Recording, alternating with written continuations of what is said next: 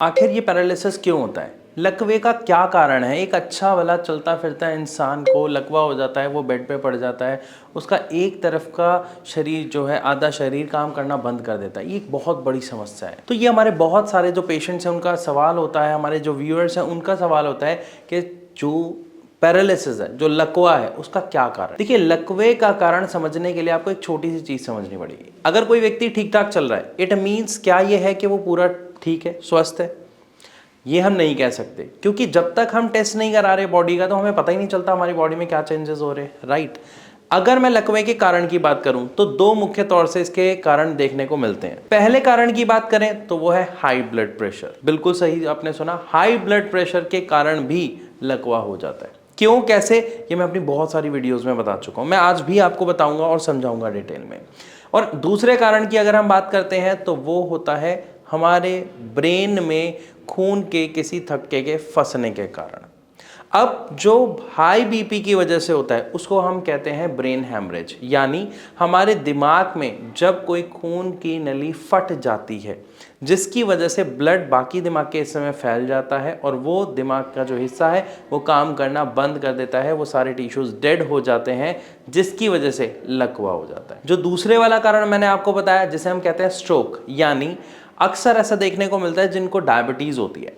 तो डायबिटीज़ में क्या होता है, हमारा जो ब्लड होता है वो थिक होना शुरू हो जाता है, क्योंकि जो ग्लूकोज है वो ब्लड में साथ साथ फ्लो कर रहा होता है। आप इसको ऐसे समझिए, पानी के अंदर आप चीनी घोले जा रहे हैं तो वो चाशनी बनती जाएगी, पानी की थिकनेस बढ़ती जाएगी, इसी हिसाब से हमारे ब्लड की थिकनेस बढ़ती रहती है।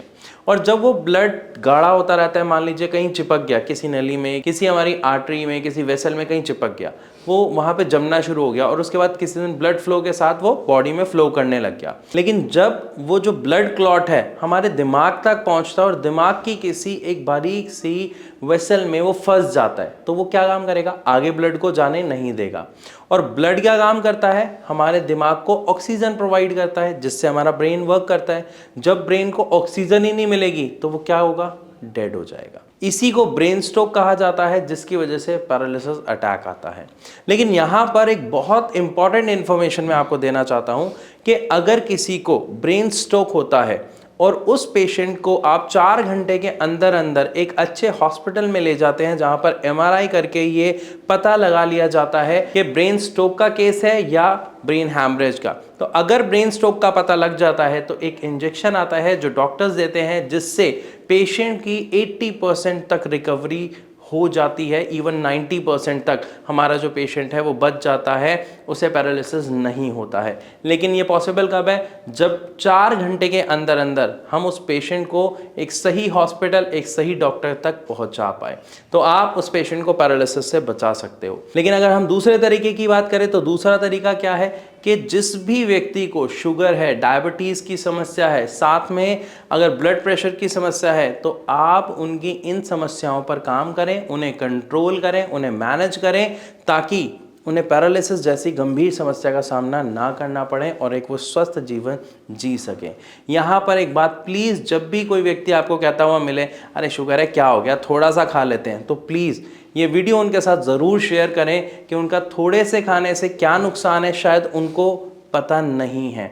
लेकिन जब वो ये वीडियो देखेंगे तो शायद वो समझ पाएंगे और अपनी खुद की जान के लिए हर कोई सीरियस होता है, अपनी लाइफ के लिए हर कोई सीरियस होता है, तो शायद वो अपना ध्यान रखने के लिए वो थोड़े से क्या होता है को रोक पाएंगे। मैं आशा करता हूँ ये वीडियो आपको अच्छी लगी। अगर हाँ तो इसे ज़्यादा से ज़्यादा शेयर करें। हमारी ऐसी और वीडियोस के लिए हमारे चैनल को अभी सब्सक्राइब करें।